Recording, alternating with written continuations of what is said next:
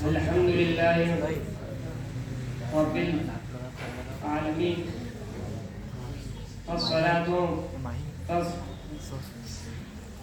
والسلام على سيد الأنبياء والمرسلين وعلى آله وصحبه أجمعين.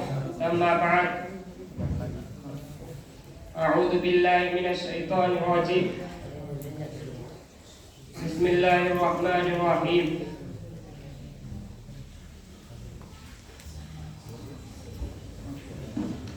رضي الله عنهم ورضوا عنه.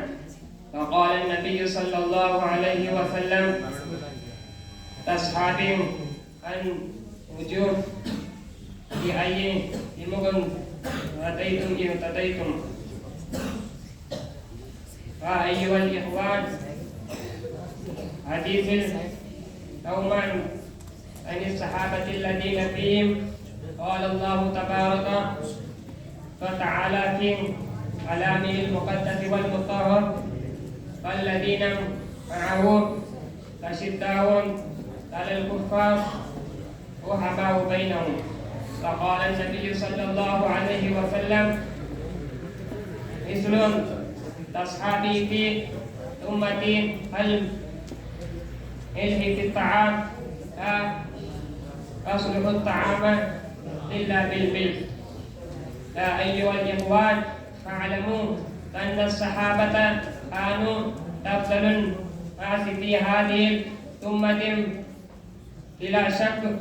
اختارهم الله لصحبة نبيه، فلإقامة دينه، فلإنتقاء دينه، وإعلاء كلمة الدين.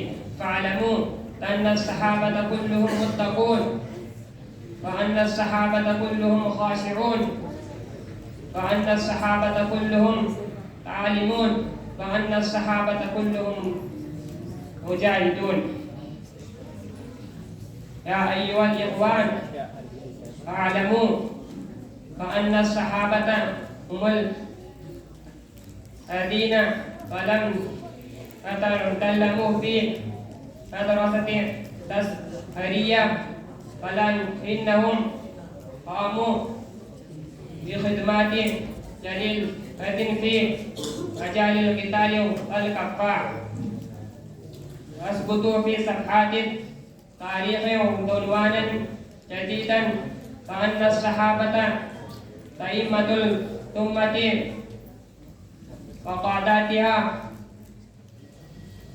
وسادة المسلمين، وهداتهم إلى الخير والصلاح وإلى الفوز والفلاح. يا أيها الإخوان، تحصل محبة الصحابة إلى بدون هنا، فلا نعيش إلا معها، فلا نموت إلا معها. يا أيها الإخوان، نأخذ من هذا الخطاب نتيجة أن يجب علينا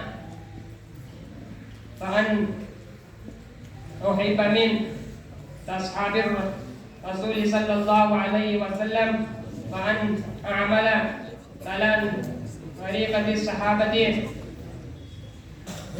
رضوان الله عليهم أجمعين.